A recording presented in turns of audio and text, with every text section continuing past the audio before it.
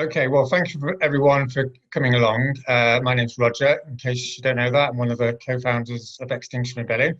We're very honoured tonight to have Chris from New York, and we're going to be doing an interview and then opening things up to questions from the people watching.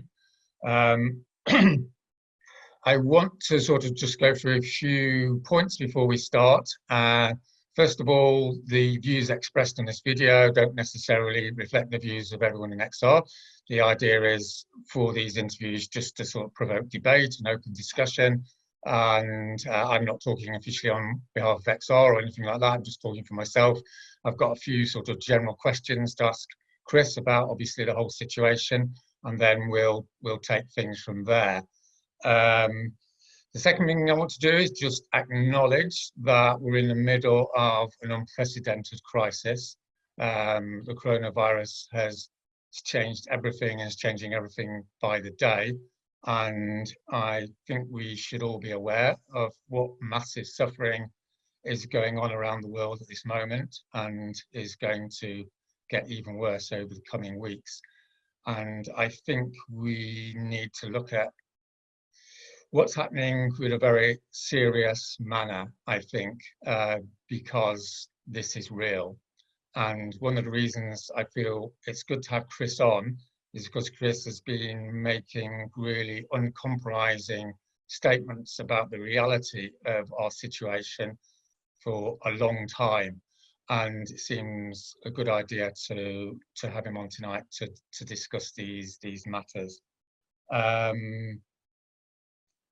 I am not going to say in massive detail what Chris has done or not done. Suffice to say, was, as Robin said, journalist with the New York Times, and he's written 14 books on the state of the world. And I am going to open up with a few general questions, and then if that's all right with Chris, then I'll invite some questions from the people watching. Okay, so my first question is, obviously a lot of people know you, Chris, in the States, and I expect a lot of people in the UK who are primarily people watching this video, I guess, haven't heard of you so much. So what I'd like to just start off with, if it's okay, is you just giving a general background to your life and your progress to this point in time. So my father was a Presbyterian minister, also a World War II veteran. He had been in North Africa. I grew up in a small town. I lived next to the church. My dad was the major influence on my life. He was very involved in the civil rights movement. This was at a time when in small rural enclaves, such as the one we lived in, Martin Luther King was one of the most hated men in America. Indeed, people walked out of his sermons. He was part of a group called Concerned Clergy and Laity Against the War, founded by the radical priests, Catholic priests Dan and Phil Berrigan. Phil Berrigan later became a close friend, baptized my youngest daughter, opposing the Vietnam War. I was a boy in the 60s, but he took me to these events, had a profound impression on me.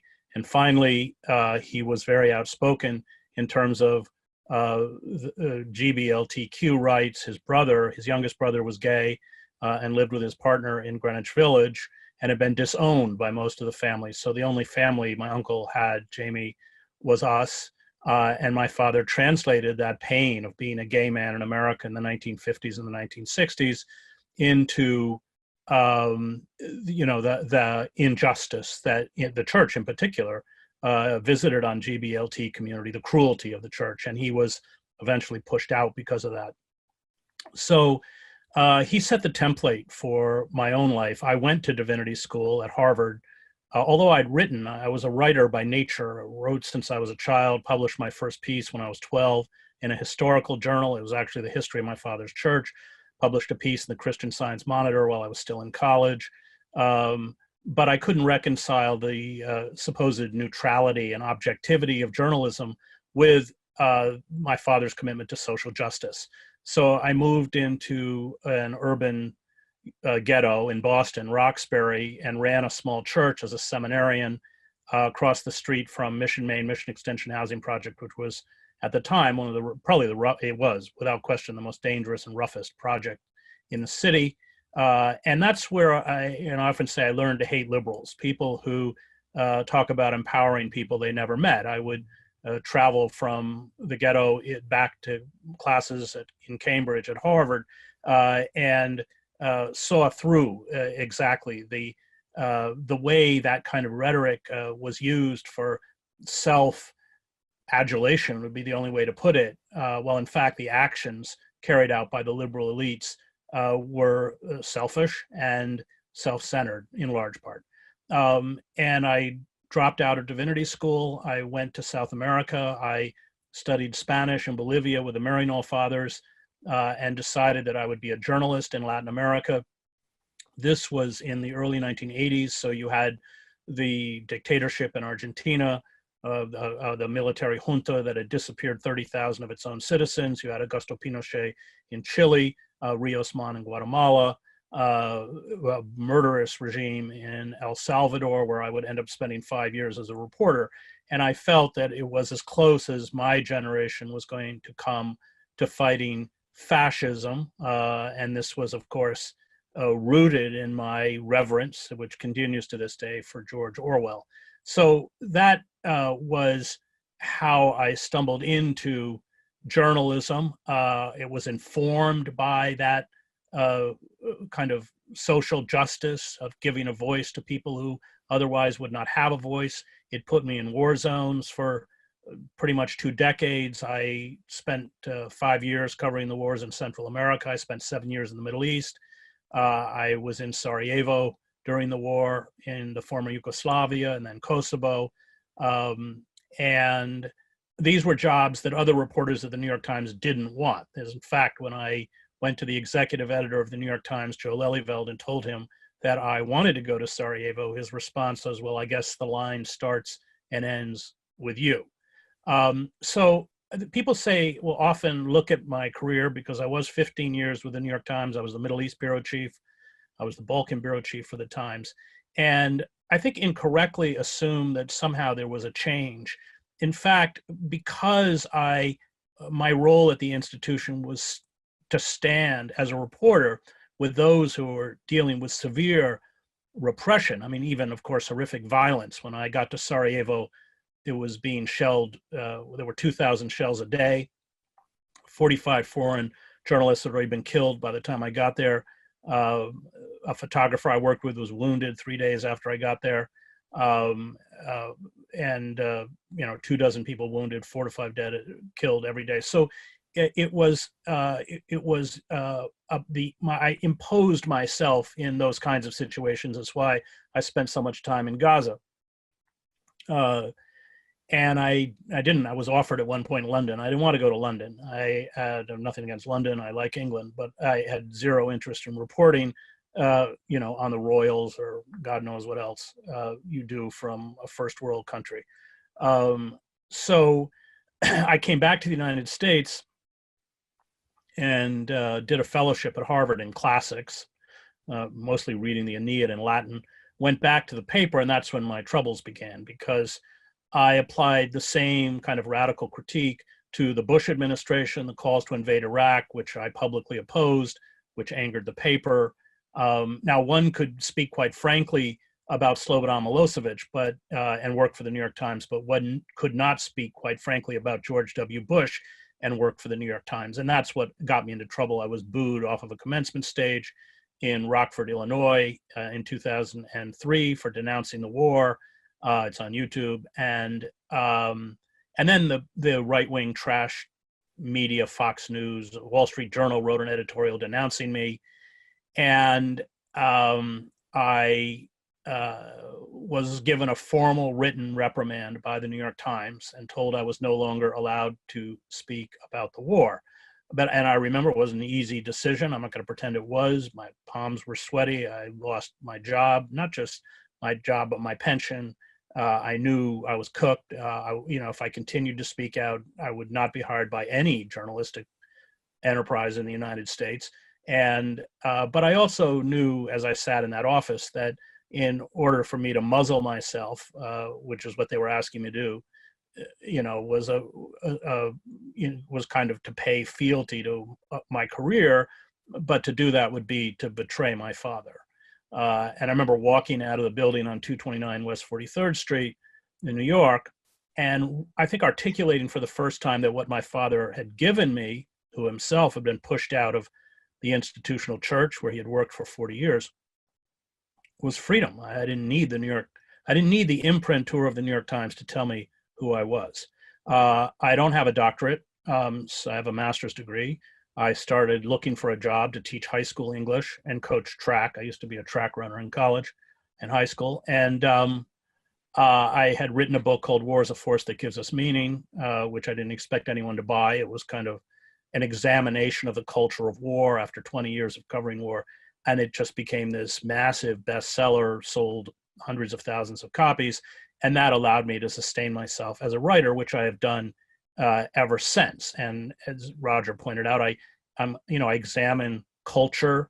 I wrote a book on the Christian right called American Fascists, the Christian Right and the War on America. I wrote on the collapse of liberalism, a book called Death of the Liberal Class. I wrote on, our post-literate spectacle society. It's called Empire of Illusion, the End of Literacy and the Triumph of Spectacle. I wrote a book with a great cartoonist, Joe Sacco, called Days of Destruction, Days of Revolt, which is written out of the poorest pockets of the United States. Camden, New Jersey, per capita, the poorest and most dangerous city in America. The coal fields of southern West Virginia, Pine Ridge, South Dakota, Native American reservation, where the average life expectancy is 48 for a male. That's the lowest in the Western Hemisphere outside of Haiti.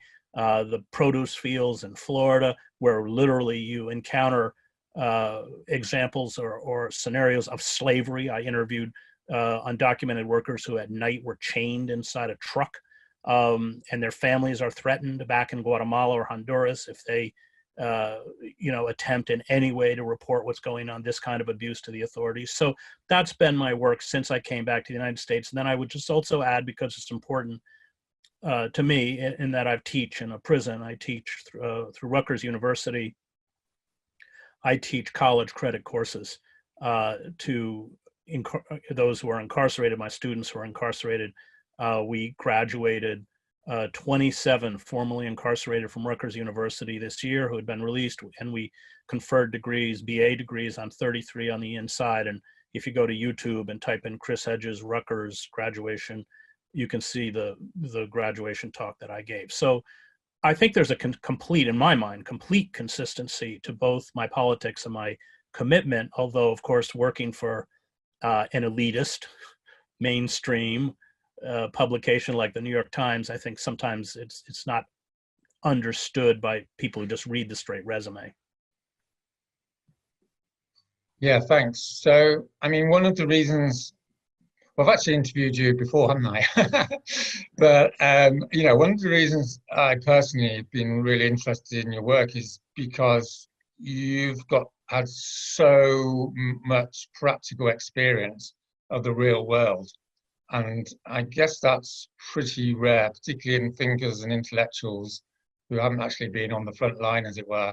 And I think this is like, one reason to talk to you tonight is it sort of feels to me, at least, that that real world has suddenly exploded in areas where it hasn't been, let's put it like that, for a long time, 2 or 3 generations maybe.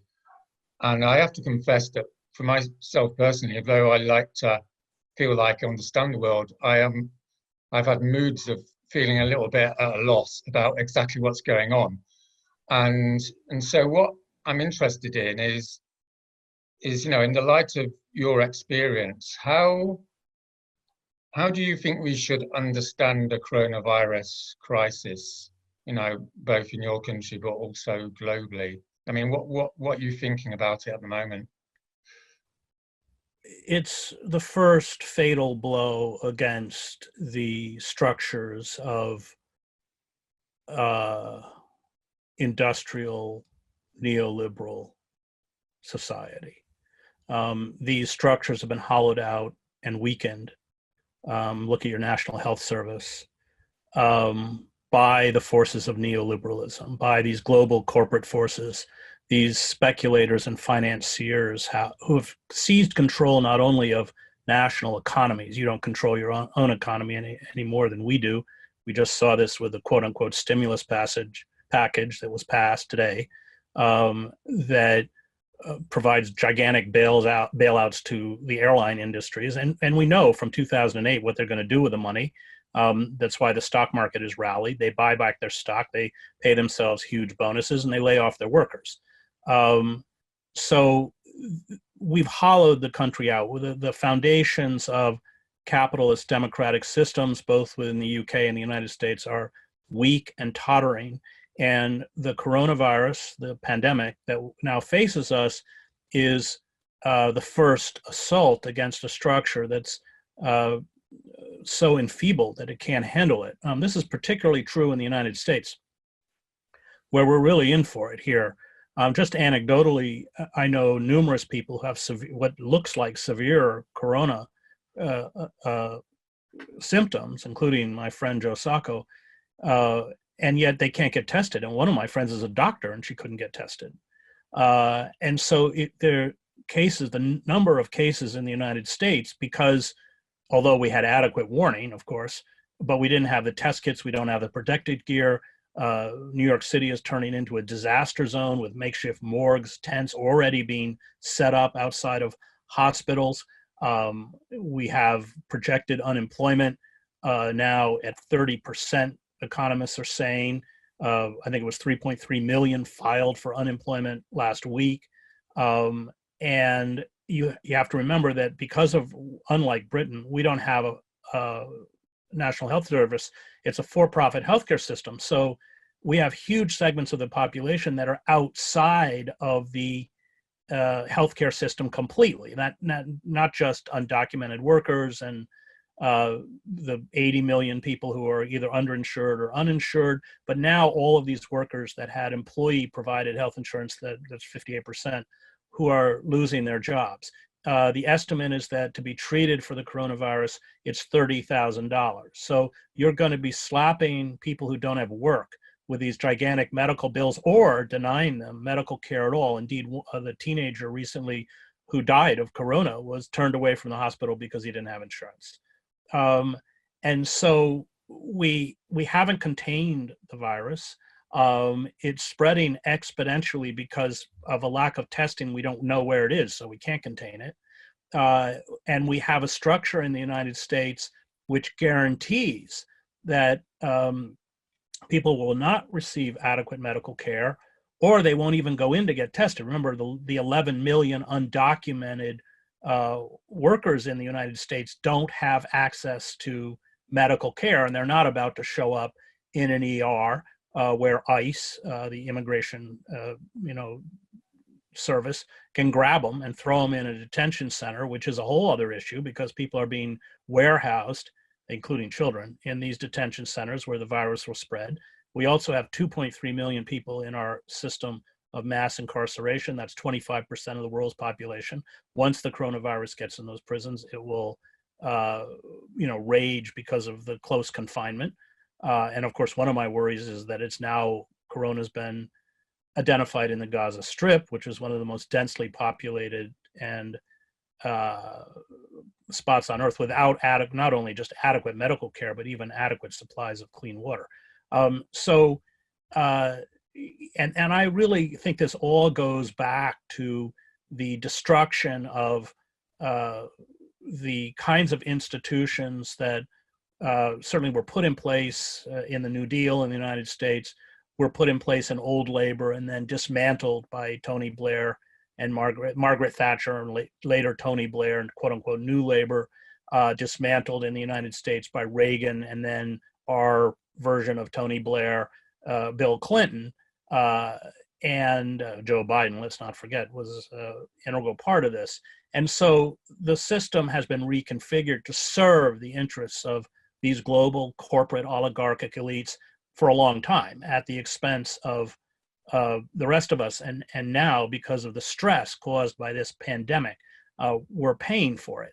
I don't see how we're going to come back from it. Certainly not like before.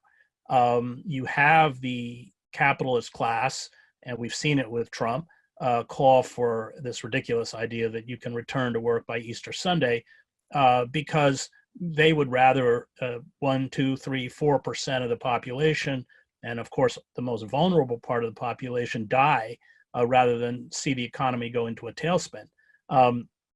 It's going to be, I mean, one thing's going to trigger another. I mean, so Americans, if you have a certain income level, you may get a check for $1,000, which is ridiculous. It's going to get funneled right back into your landlord's pocket or the credit card companies or something else. But then what? We're already hearing about rent strikes. There's one underway in St. Louis, and that's because especially low-income people can't pay their rents.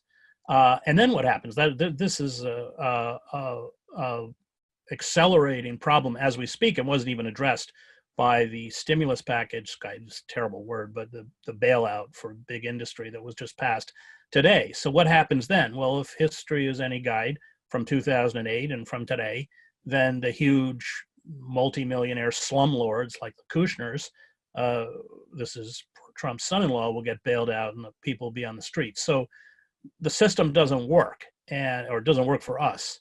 And as these stresses multiply, and as the system fails in any meaningful way to rectify the suffering or address the suffering that is gripping larger and larger segments of the population, then the problem will only be exacerbated and made worse. I mean, what did we do in with this bailout package?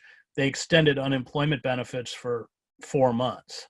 I mean, this is ridiculous, and it phenomenally short-sighted, because it will create social unrest and social upheaval. What direction that will take, I don't know. The United States has a large segment, I mean, most of them support Trump, who are in essence fascistic in their outlook.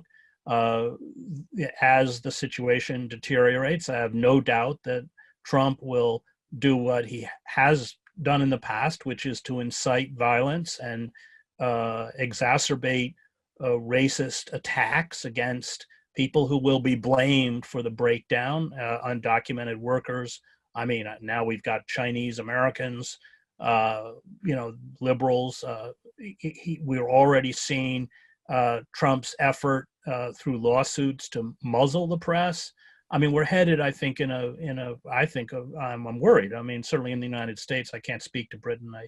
I don't know it as well, but certainly in the United States, we're headed to a very kind of frightening corporate totalitarianism. And we have created both legally and physically the mechanisms to put that, in essence, totalitarian system in place in our deindustrialized urban pockets where poor people of color live, where there is no work, and the only work you can get is in the illegal economy, which pushes you right into the prison system, the jails and prison.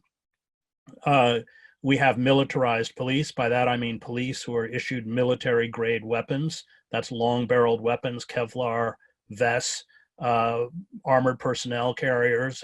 If you watched the riots in Ferguson, you saw it, or the uprising in Ferguson, you saw that equipment, and with 50 caliber machine guns mounted on top, aimed at unarmed protesters in the streets.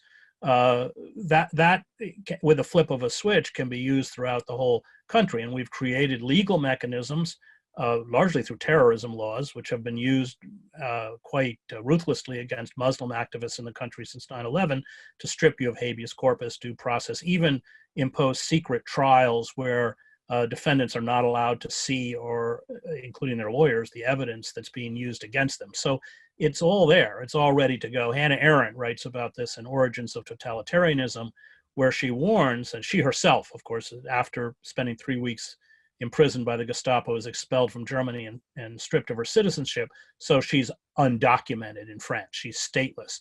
And she writes about the phenomena of being stateless. And she said, once rights become privileges, once the state has the ability to strip you of your protections as a citizen, then everyone can be stripped of those rights, which of course is what Germany ultimately did. So I think, as Mark Twain said, history doesn't repeat itself, but it rhymes. There are lessons of the past that we should heed, and I'm very worried. I mean, on a personal level, I'm worried for my children, but I'm also worried for where the United States potentially is headed. Yeah. Well, I mean, I feel like a lot of people have been waiting for something to happen, right? Because there's so many tensions and so many dysfunctions in the systems that we have to live through. And I was wondering if you could say a little bit about some of the underlying structures that have led us to this situation. I mean, you've been writing books since what 2000 about these structures.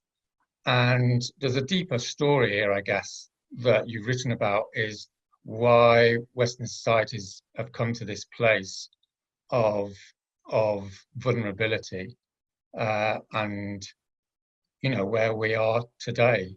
So maybe referring to some of your books, maybe you can say a little bit about these underlying processes. Well, I'm not a Marxist in the sense that I don't buy into Marx's utopianism of the proletariat state.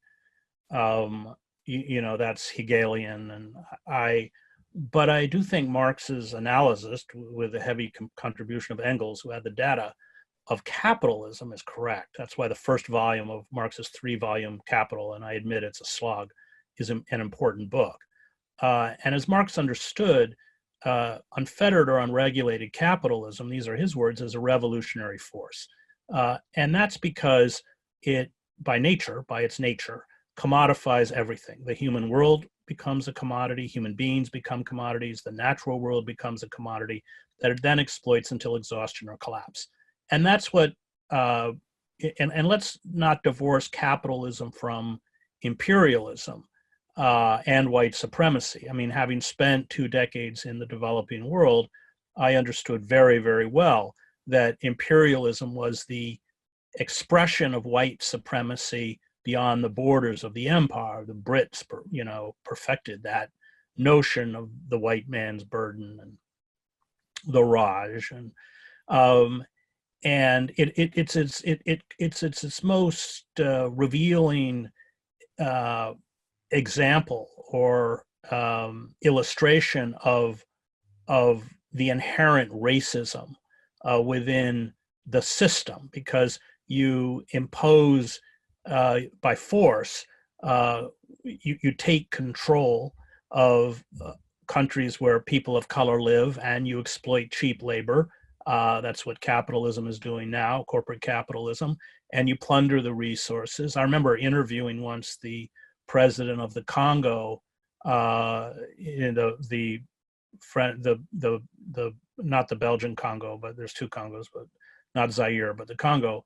And the French oil company was in there taking all of the oil, and even the president of the country had no idea how much they were taking. Indeed, the state French oil company had its own private army, that French mercenaries that control the oil fields within his country. And so capitalism by nature, when it's unfettered and unregulated and uncontrolled, will go in and exploit natural resources and human beings until collapse. And that was the fundamental reason that Joe Sacco and I went out and did our book, Days of Destruction, Days of Revolt. We went to the places where capitalism destroyed first. Take the coal fields of southern West Virginia. I mean, when we got the coal field, and I encourage everyone who comes to the States to see it, because that's what's going to do to the rest of us, which was the idea of the book. So it's just a toxic wasteland, billion-gallon impoundment ponds filled with heavy metals and carcinogens. You can't breathe the air. Every couple hours we were in a 4-wheel vehicle, I'd have to get out with paper towels because all of my windows were black from the soot in the air, from the coal dust, from open pit mining, from these drag lines, mountaintop removal, of course. You go into the elementary schools, and in the nurse's office, there were rows of little inhalers because all the kids can't breathe. The water, I mean, in some of these hollows, you could turn on the faucet and light the water on fire. Cancer was an epidemic. They owned the judges, they owned the press. I'm talking about the coal companies. They owned all of the governor, they owned all of the state legislators. And we wrote the book to say, they were first, but we're next.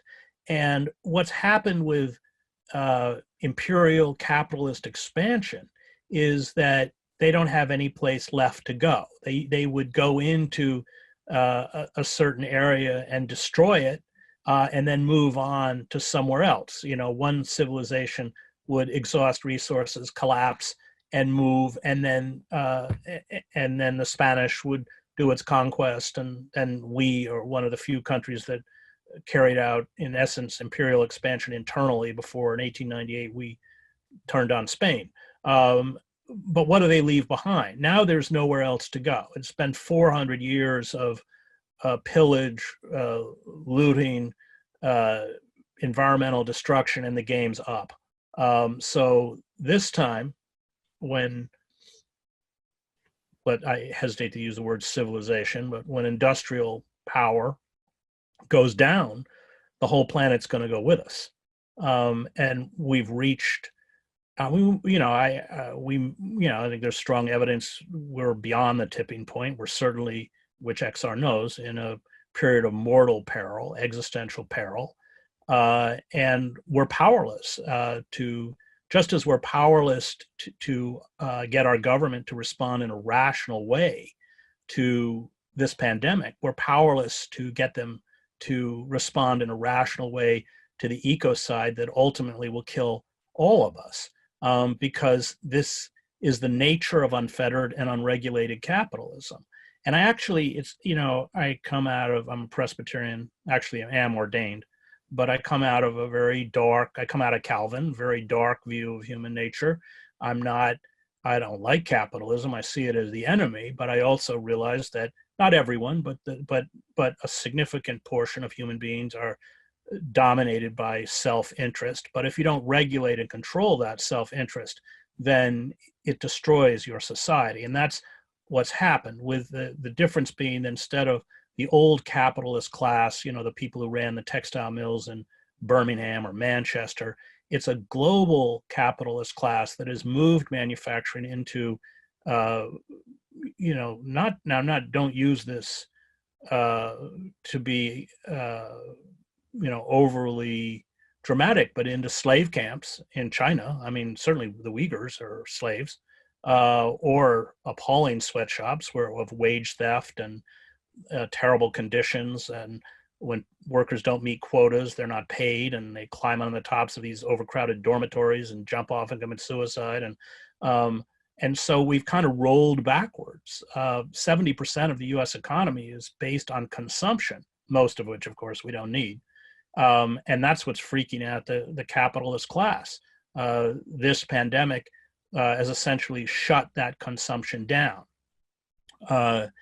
And so, you're watching seizures within the capitalist system that are quite profound and quite dramatic and maybe hard to roll back. And with those seizures will come profound social dislocation. Yeah. So, I mean, how I see it, and I think how you see it, is that, the climate crisis, obviously Extinction Rebellion is primarily orientated towards, is the inability to deal with it is an outcome of some of these things you've been talking about. And I suppose for a lot of people, it feels like the coronavirus is a precursor to the climate crisis. There's a lot of similar dynamics. Its inability to assess risks, its inability to protect those that are vulnerable. Is that how you would see it, the larger sort of climate crisis situation?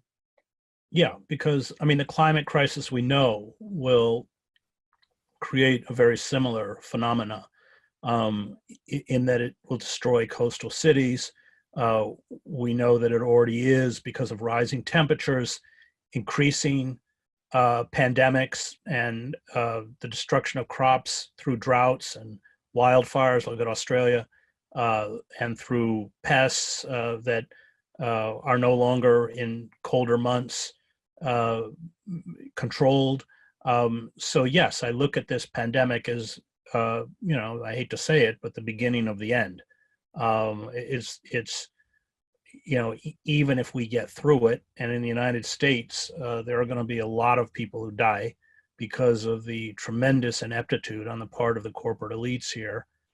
I mean, the idea that we don't have even stockpiled masks because we don't make anything anymore except weapons, that we don't have ventilators, that we don't even have enough hospital beds. We're using military hospital ships to go to Los Angeles and New York. I mean, I think this exposes the internal rot that has been going on for a few decades, and the inability on the part of this rapacious corporate oligarchic elite, which has consolidated both wealth and power into their own hands.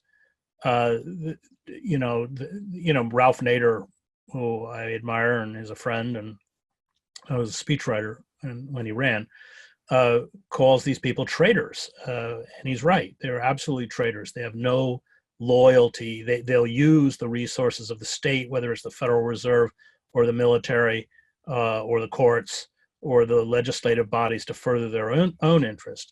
But they're incapable of understanding or fostering in any way the common good. And there's two rules. There's one rule for them. Trump, his entire life, has been an example of this. There's one legal system for them, and there's a completely different system for us. Matt Taibbi wrote a book about this, which is good, called The Divide. And that's right. And I think the great mistake on the part of liberal elites, and this would be true for people who supported Sanders, and I was quite public about this in 2016, and I think I've been proven right in 2020, is that the Democratic Party, which is, as Ralph says, it's just one, it's a duopoly, it's one corporate party. You just get to pick which flavor you want. Do you want to be a nativist, racist, Islamophobic, homophobic, with a Confederate flag plastered on the back of your pickup, or do you want to be inclusive and tolerant and want to have a woman president or a gay president or an African-American president? Actually, Obama wasn't African-American, he was biracial. His father was not from the United States. But as Cornel West said about Obama, he was just a black mascot for Wall Street. It's an advertising gimmick. On all of the substantial issues, whether it's imperial power, we just saw it with this bailout bill, whether it's free trade, whether it's the security and surveillance state within the state, there's no difference. They argue over what Freud called the narcissism of minor difference. These are largely cultural issues, some of which are important, certainly women's right to choose without question, but they're tangential issues to political issues. The cable news shows will spend all of their time, having people fight over these issues. And I think, but it's really a way to cover up on how on all of the major issues this latest trade bill, which was passed to replace NAFTA, which is just NAFTA with another name. I think there were 50 people in the Congress that voted against it. It was almost complete unanimity by both parties. And so Schumer and Pelosi are figures of the corporate state. Their power comes from funneling Wall Street money to the anointed Democratic candidates. I was with Bernie Sanders in 2016 at the climate march with Shama Sawant, the socialist city councilwoman from Seattle, and she was pressing him about running as an independent, arguing correctly that the Democratic Party was never going to give him the nomination, and that we were never going to build a sustainable political movement, or he calls it a political revolutionary movement, in an election cycle. And I think 2020 has just proved his naivete. Bernie's answer was, I don't want to end up like Nader, which means I don't want to end up a pariah. I don't want the Democratic Party to mount a campaign so I lose my Senate seat. I don't want to lose my seniority within the Democratic caucus, which he has. You know, I'm going to be a loyal lieutenant to Schumer for 4 years, and they're going to give me a chance. And he was wrong. And I think XR, one of the reasons I like XR is it gets it. The system is not going to respond to us. The only hope is to pit power against power. And that means to create centrifugal forces of power outside of the system. Yeah, well, this seems to me like one of the main things that like separates you from other commentators, because I think a lot of commentators, you know, have a fairly standard analysis which sort of reflects what you've said, you know, that the system is basically broken. But it seems to me like they don't want to cross the Rubicon to actually say that rebellion is both necessary and justified. And I think that's something that maybe more people are going to start thinking about as a result of what's going to happen over the next few months. And I think like the question for me is, okay, so, you know, Bernie Sanders' campaign isn't the political revolution he claims it to be. Then what does the political revolution in 2020 look like? You know, what are the main structures and features and organization or, you know, features that point the way? Because the fact of the matter is no one really has got a lot of experience of it in the Western world, right? It's not like we've been doing this for a long time. It's been 30 years of people trying to do gradualist and reformist sort of measures, you know, often with really good intentions, of course, but it hasn't actually brought us anywhere, as we're finding out at the moment. So what's your vision? You know, how do you see that political revolution? Everything within our power to obstruct and destroy the mechanisms of corporate power and their ability to garner profit. That's why I was at Standing Rock. I was, you know, in France with the Yellow Vests. I was with XR in New York when we shut down the street in front of the New York Stock Exchange. That's it. That's our only hope. And I don't share the culture's kind of mania for hope. I think hope is, or the selling of false hope is disempowering. I think the first thing we have to do is face the bleakness before us, and even accept that we may not succeed, but that we have a moral imperative, especially for those of us who have children, because they're going to inherit what's left of this world, to get out and fight in every way possible to make that world sustainable for them. So I don't know if I'm going to succeed. I'm 63 years old. But I at least want my kids to look back and say that I tried. And that's going to be uncomfortable. I don't like going to jail. I've been to jail, not for a long period of time, but I've been to jail, as you have. That's kind of more time than I care to donate to the U.S. government, but I'll do it. And you know, even if we fail, we create a community. We nurture life within what I would call a culture of death. And I guess in that sense, I fall back on somebody who comes out of a faith tradition, and I'm not in any way trumpeting one faith over another. I spent 20 years overseas. I saw how people out of all faiths and all tradition rose up on behalf of the oppressor to fight for the oppressed. And those are the people who I have kinship with and who I admire, whether they're Muslim or Hindu, or it makes no difference. But I do think that the fact that I come out of a religious tradition is not accidental, because as Daniel Berrigan, the great radical priest, said, when I asked him to define faith once, he said, faith is the belief that the good draws to it the good, even if all empirical evidence says otherwise. I think that there is empirical evidence that the good draws to it the good. It's why, like XR, I'm rooted in nonviolence. But then we have to let it go. I mean, there's no surety, there's no certainty. And certainly that within our lifetime, I mean, within my lifetime, everything that I fought for has gotten worse. but that I don't think invalidates what I've done. And I think that's where being rooted in a faith tradition, I mean, certainly our two greatest prophets in the United States, Malcolm X and Martin Luther King, came out of, deep religious traditions and beliefs. There's a wonderful moment, people forget, there's a one great biography of King by Garrow called Bearing the Cross. People forget that King, like Malcolm, at the end of his life was a very lonely figure. I mean, most people had walked out. The young black activists had gone off to the Black Power movement. He was booed when he went to Watts after the riots. And the FBI, after he denounced the Vietnam War in 1967, a year to the day from when he was assassinated, withdrew his protection, his physical protection.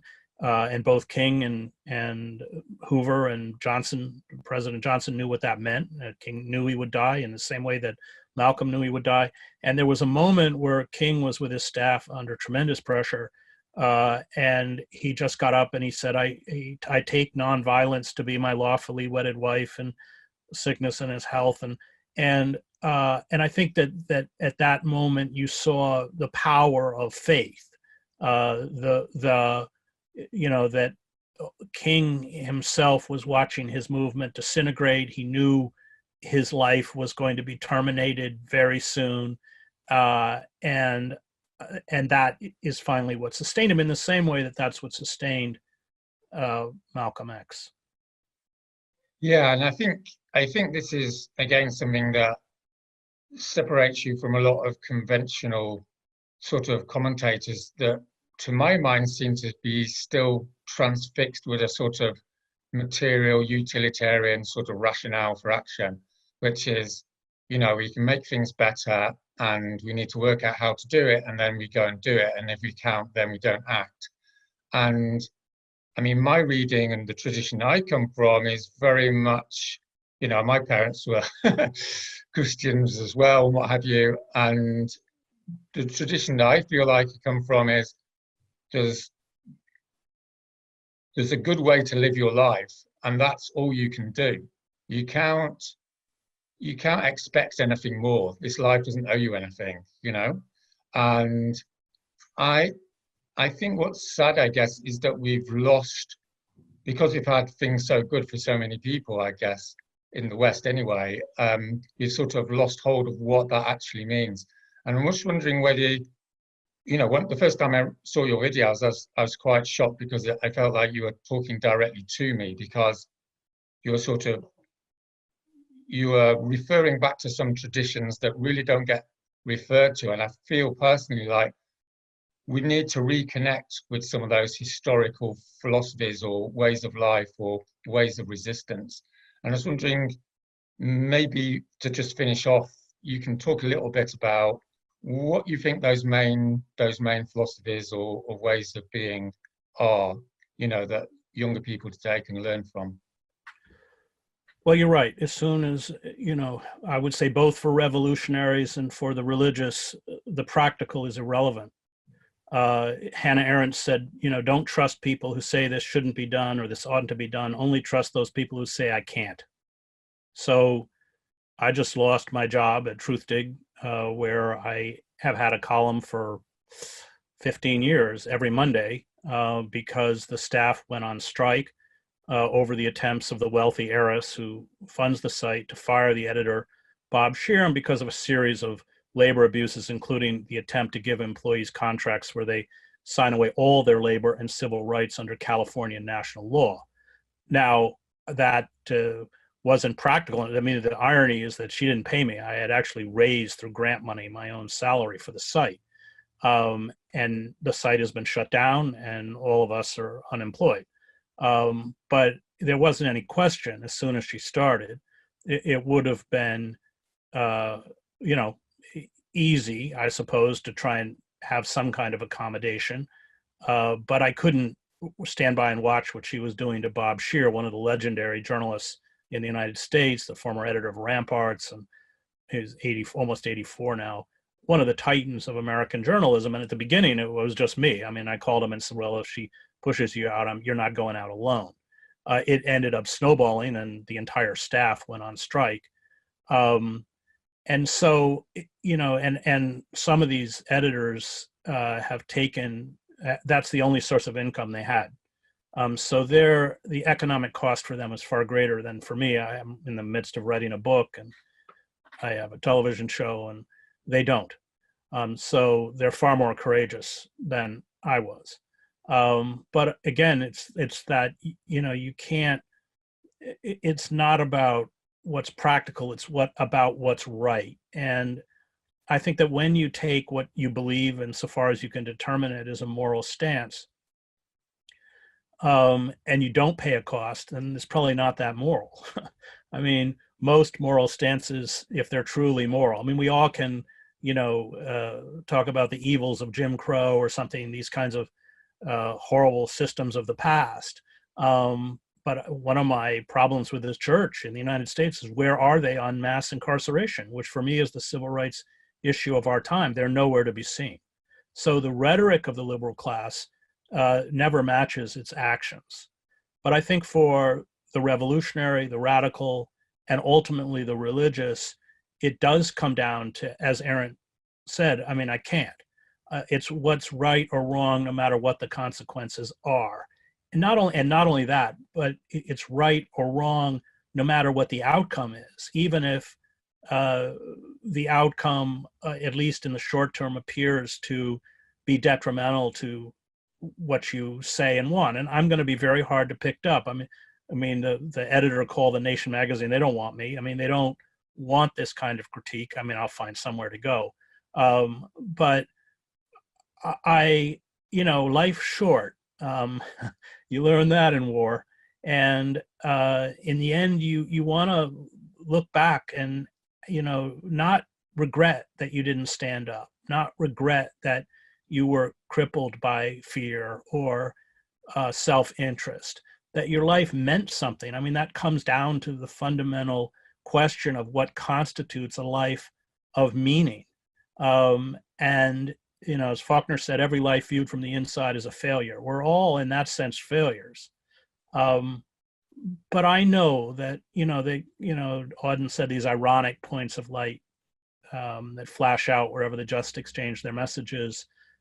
I mean, I am propelled forward by these figures like my father, who stood up at personal cost in the past. I can't betray them, and I won't betray them. And they allow me to define what is a life of meaning for me, even if the rest of society not only doesn't recognize it, but even attempts to negate it. And I think that is the power of, we would say, bearing witness, doing what is right. That there is, I mean, Berrigan became a close friend before he died. The great radical priest burned draft records with homemade napalm, and then stood there praying until they arrested him, put him in a federal prison for 23 months, broke into nuclear sites and poured his blood over weapons. He just wouldn't stop. And when you have those kinds of bonds, those kinds of relationships, and especially as you age, as I'm aging, in many ways, their presence becomes more real than the presence of people around you. They're constantly, I mean, it's very close to the theologian James Cone, who we just lost. America, hands down, America's greatest theologian. His book, The Cross and the Lynching Tree, is stunning, where he condemns the white church and white theologians for never denouncing lynching, which they never did. No theologian ever mentioned it. And he talks about lynching as a modern form of crucifixion, because remember, they lynched children. And he said, there it was, the crucifixion right in front of them, and the church couldn't see it. And he talks about that commitment to the crucified of the earth.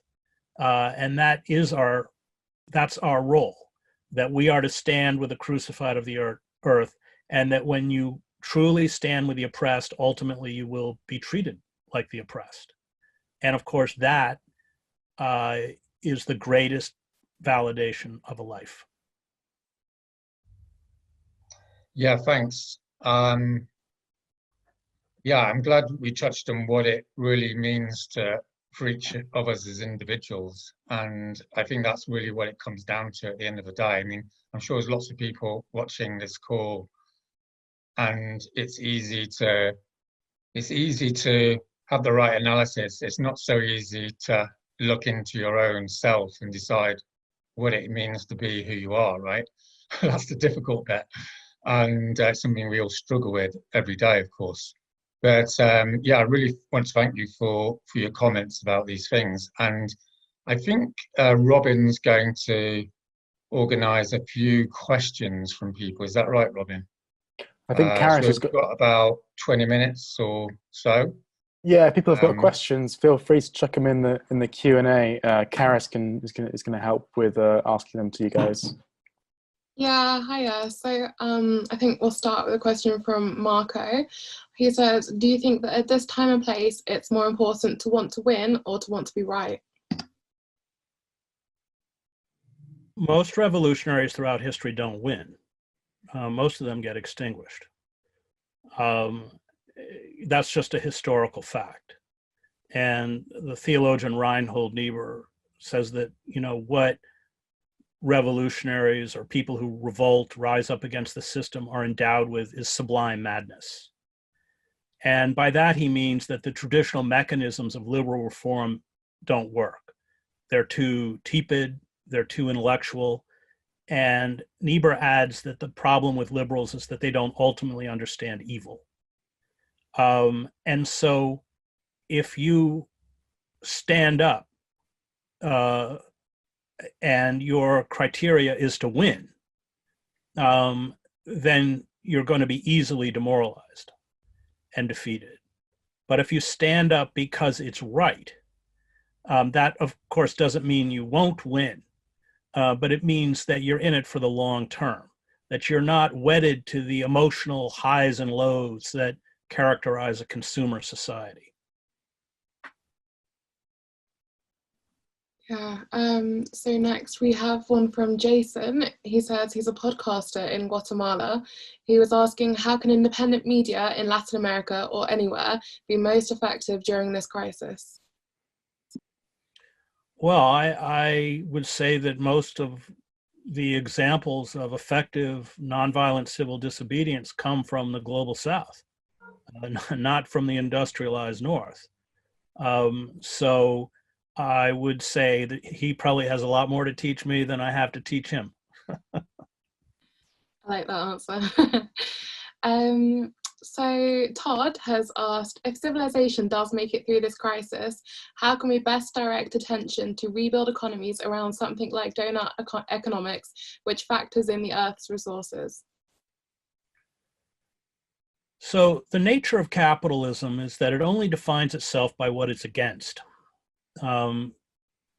Communism, socialism, because its own nature is so venal and self-centered. And when the Europeans and Euro-Americans carried out their campaign of genocide against Native Americans, it wasn't only to steal the land and the buffalo herds and the gold in the Black Hills. It was to destroy a competing communal ethic, which was completely opposed to the ethic of capitalism. In an indigenous culture, people who hoarded things for themselves were despised. Either everyone ate or no one ate. And I think that ethic was as threatening to capitalism as, and perhaps most threatening to capitalism. So we have to, as indigenous communities around the world have reminded us, recover that communal ethic where everyone eats or no one eats, where those who hoard material possessions and power for themselves and their own are thrown out and despised. I mean, the great indigenous leaders like Sitting Bull, I think, offer examples for where we have to go. And Sitting Bull, scathing contempt for Europeans and Euro-Americans who thought they could buy and own land I think, directs us or helps us rediscover a kind of ethic that might make it possible for pockets of human society to sustain themselves, at least for a while. Yeah, that's great, thank you. So we've also got one here saying, a question for Roger and Chris. It seems that we're finally getting a dose of what government and media telling the truth is like. Does this change the way that XR should look at this demand? Because it seems like the government is still inadequate even when the truth is told. Well, I'll let Roger start with that. Are you talking about which government? I mean, as awful as Boris Johnson is, and he's certainly awful, we win the prize for, utter insanity. Yeah, well, there are degrees of insanity as we're discovering in this crisis, aren't there? I think the Brazilian guy gets the top prize at the moment. But yeah, I mean, the way I see it is that in terms of the broader climate crisis, is there's still a fundamental denial of responsibility by governments to look at physical reality.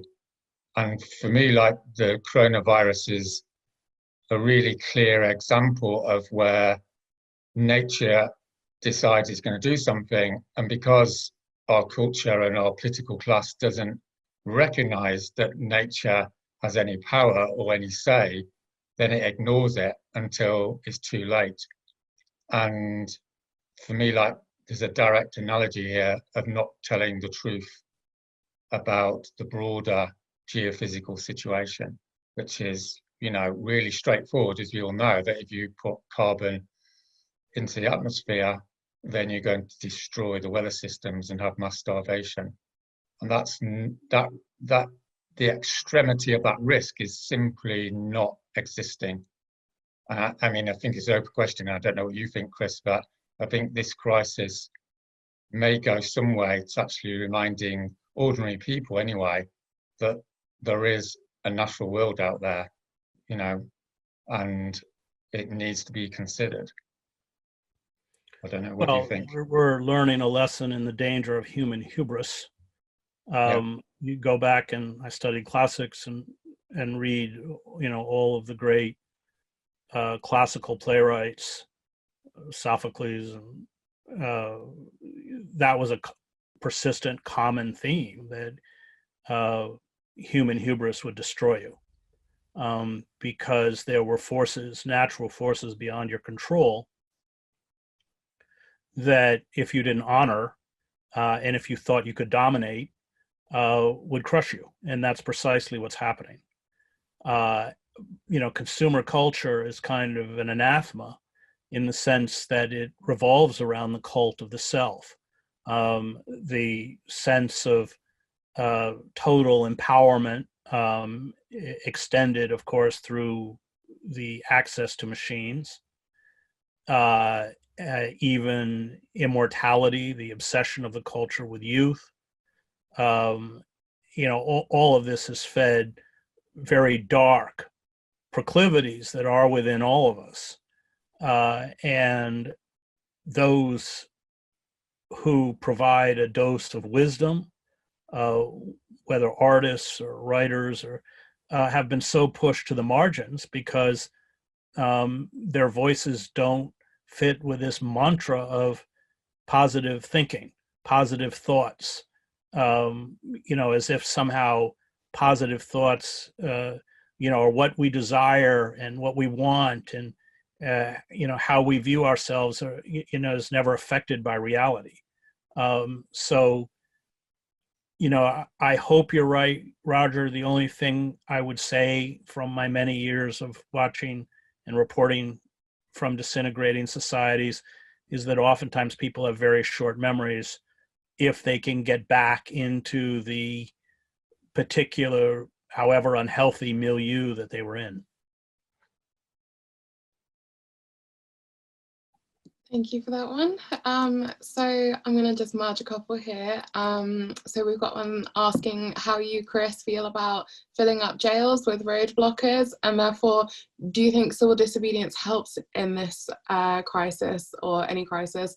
And if not, can we talk about some solutions?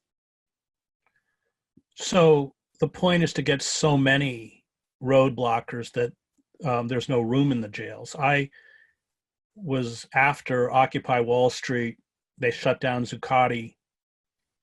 We had a series of demonstrations where we took over streets without city permits. One of them had 10,000 people. What could the police do with 10,000 people? What were they going to do? Arrest 1,000? I mean, they couldn't even fit 1,000 in the city jails. So the idea is to get the numbers or get waves of numbers that in essence, overload the system so it doesn't function. Once you get 1 million, I mean, I covered the revolutions in Eastern Europe. We had 500,000 people in Alexanderplatz in East Germany, in East Berlin, or the same number in Prague during the Velvet Revolution. What are the police going to do? Well, they joined them, is what happened. Yeah, that's great perspective.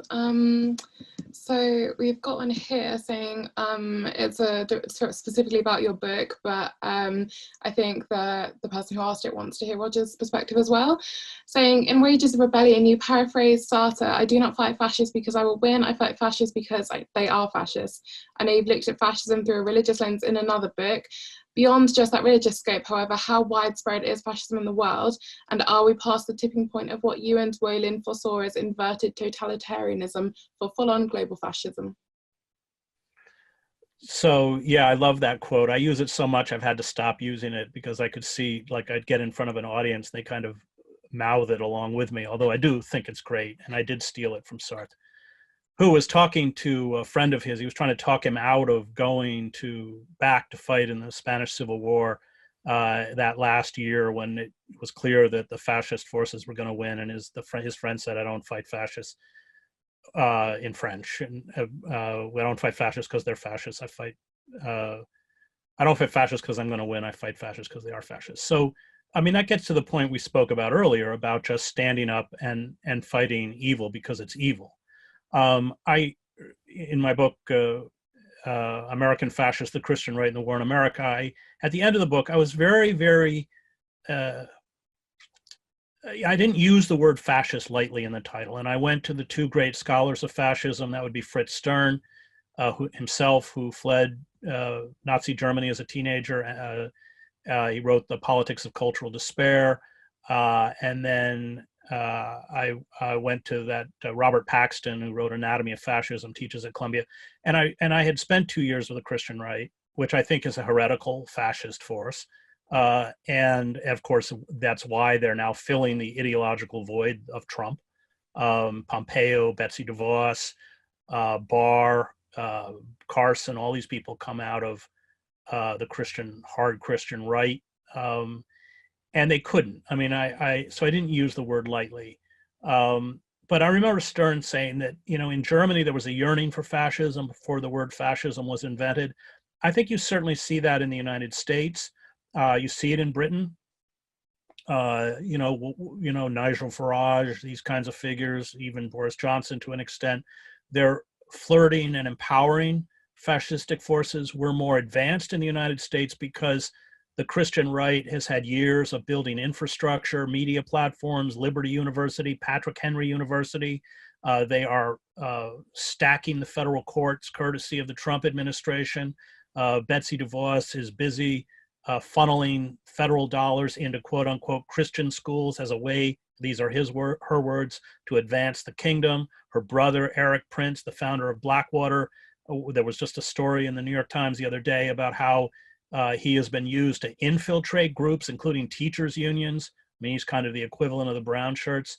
So British society is different. And I once heard Eduardo Galeano, who I admire immensely, at a talk, start talking about American society. He just didn't quite get it because he wasn't here. So I'm not going to try and do an assessment of your society. You can all do it better than I can.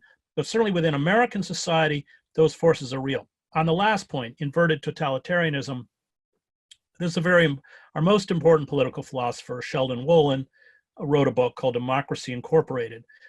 He creates this term inverted totalitarianism, by which he means it's not classical totalitarianism. It doesn't find its expression through a demagogue or a charismatic leader, but through the anonymity of the corporate state. So like the late Roman Empire, you have the facade of the American system, electoral politics, the Constitution, which has been rendered by judicial fiat null and void. We don't have the right to privacy or anything else. So you have the facade, but internally, corporations control all of the levers of power. That's what he means by inverted totalitarianism. And he says that that is different from classical forms of totalitarianism because it is about the primacy of profit. So both under Stalinism or under Nazism, profit was not the primary incentive. I mean, at the end of the war, they were dedicating tremendous amounts of railroad stock, even though they needed it to transfer weapons to fight the Soviet forces that were overrunning Eastern Europe. They filled it with, Jewish families to send them off to Auschwitz or Sobibor or somewhere. In inverted totalitarianism, profit always takes precedent over human life, which gets me right back to the healthcare system in the United States, where we are now in the middle of a pandemic watching the primacy of profit over human life. Yeah, I was just going to add that,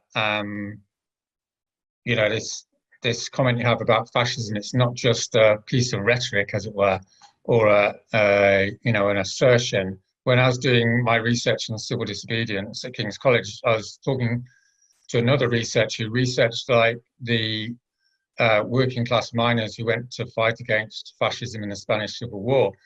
And, the main result of his research was, again, that people didn't go to Spain in order to beat fascism. They went to Spain because it had to be done. That was the phrase. Something had to be done, and they had to do something about it. And I think, for me, this is the central theme of what actually we have to do, which is to do things because they have to be done. If you go down to London and sit in the road, obviously you want to get negotiations with the government and get change on climate change and what have you. But the fundamental reason why you're sitting in the road is because it has to be done. Simple as that, and paradoxically, my research and experience shows that the more people who don't care about whether they win or not, the more likely you are to win because you're not so vulnerable to the outcome. I mean, it's one of those weird headfuck sort of things, because you just go around in circles. But it's certainly true, and it's true in my experience of doing, various sorts of social movement work for several decades, is the people that are sustainable are doing it because it's something they have to do, because it's the right thing to do. And that's what sustains you over the long term, as you said, Chris. So, it's a major lesson, I guess. I would also add that it gives you power, because people know you can't be bought off. People know that you're not going to be dissuaded through an argument about why this doesn't make sense, and maybe you should go talk to the Democratic leadership. It gives you a kind of power because they know that you're unwavering. So I would agree totally. It's kind of paradoxical that your power comes from the point where you don't really care whether it succeeds or not. That's where your power comes from. Yeah. And there's a good quote I found recently from Larry Kramer, who is one of the key activists in the ACT UP campaigns around AIDS. And I think I've got this right. It said something along the lines of, we didn't give a flying fuck what people thought of us, and that's what gave us our strength. And that's a really interesting point of view. You didn't really beat around the bush, that guy. But that's exactly right. I remember I was very critical of the Black Bloc and Antifa during Occupy, and I spent a lot of time in Zuccotti. And some of the Occupy activists who weren't Black Bloc said, well, it's hurt the movement, and everybody admired you, and now they don't. And I said, the moment I need your adulation, I'm finished. It doesn't matter what you think of me. It doesn't make any difference. My job, at least insofar as I can do it, is to speak the truth, even if it's an unpopular truth. It's not to, I'm not running for anything. I'm not a politician. I'm not trying to be popular. I don't care whether I'm popular or not. And I think that quote from Kramer is exactly right. As soon as you give a fuck about what people think, actually, Dwight McDonald, a great social theorist, wrote a essay called Mass Cult, Mid Cult, which is very good. And it's about the danger of intellectuals appealing to mass culture, and thinking that their influence is determined by the numbers of people that are able to reach, going on MSNBC or something, which didn't exist when he wrote it. But that's right. That's not actually their power. So yeah, that's we, or those of us who, certainly as a writer, who attempt to explain reality, as soon as we get caught up in what the potential reaction might be, or what the reaction is, then we lose whatever power we have, I think. I think that's a really good point for everyone within XR. You do it because you have to. I think that's really important. So I guess just another important question for moving forwards, Roger, and I guess Chris, from your American perspective, what do we need to be doing in the UK to keep post-COVID subsidies and bailouts from going to ecocidal industries? And Chris, if you could interpret that in any way, that would be awesome. Well, I guess I'll begin. I mean, we just passed this bill today, which does precisely that. I think that, we're going to have to build organizations of resistance, things like rent strikes. They're going to have to rent strike anyway, because they don't have any money to pay the rent if we hit projected unemployment levels of 30%. That this, the system responded the way it did because it doesn't have any pressure from us. We don't count. It costs staggering $1 billion to run for president. The people who pay for it are not paying for it because they love democracy. The elected officials get to Washington and the lobbyists write the legislation. It's kind of a system of legalized bribery. We just don't have any influence because we don't have that kind of money. We don't have that kind of clout. So what we do have is numbers. And through those numbers, we do have the ability to, in organized and concerted fashion, cripple the profits and the economy of the ruling elites. And that's our only hope. Yeah, well, from my perspective, I'm looking mainly at what's going to happen when we come out of this, and I think a lot of people are. And I think, for me personally, Extinction Rebellion needs to be extremely clear in telling the truth about there's no going back to what we had before, because we know what that leads to, and we knew what it's going to lead to in the future if we allow the climate change situation to continue. So, I mean, again, looking at what we've just been talking about, we need to engage in mass civil disobedience because that's what needs to be done. It's as simple as that. And whether we succeed or not, who knows? But there's good reason to believe there's going to be a lot of people open to the arguments because they'll have lived through an example of what it means to ignore nature. So we'll see, of course. Shall we have one more question before we finish? Is that okay? Yeah, that's great. Yeah, so I guess to round up what you were saying there, someone has asked, given that we know the state is simply not going to respond in any meaningful way to the climate and ecological emergency, should we be straight back onto the street disrupting non-violently as soon as the coronavirus restrictions are lifted? Of course. That's the only mechanism we have. And in some ways, the coronavirus is a gift to the security and surveillance state because it's dangerous and people shouldn't do it right now, to form crowds where people are cannot practice social distancing. So unfortunately, the nature of the pandemic and the imperative that people isolate as much as possible, not only for ourselves, but more importantly for vulnerable communities, allows the forces that we are opposed against to consolidate power without mass resistance. However, there are mechanisms we can use, and I go back to that rent strike, that don't require people to get out in the street, and those mechanisms have to be used, and they have to be used soon.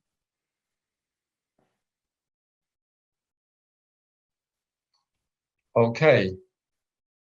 Shall we leave it there, Karis? Is that okay?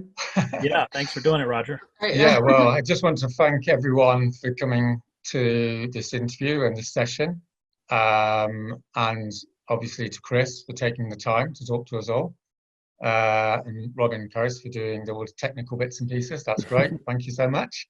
And we're hoping, we're not, to do a few more of these.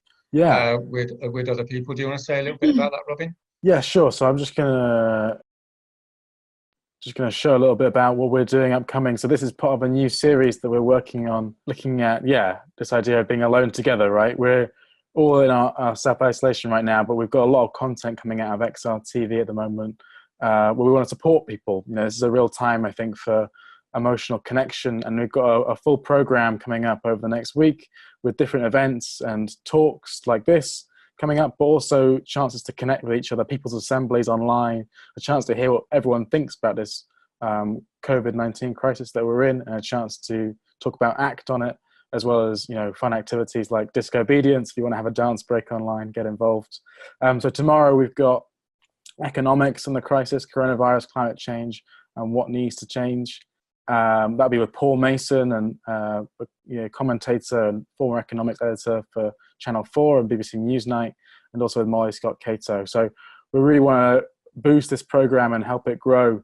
So if you can, people who are watching today, can you please support Extinction Rebellion to fundraise in a way that we can really continue this fight for life on Earth. As it says, COVID-19 has changed many things, but the rebellion must not stop. So if you're watching here tonight, please do go on and click on giving a monthly donation by direct debit and support us through the rebellion to help make this happen. We'd really appreciate anything you can give towards this work. And thank you so much for your time and efforts involved.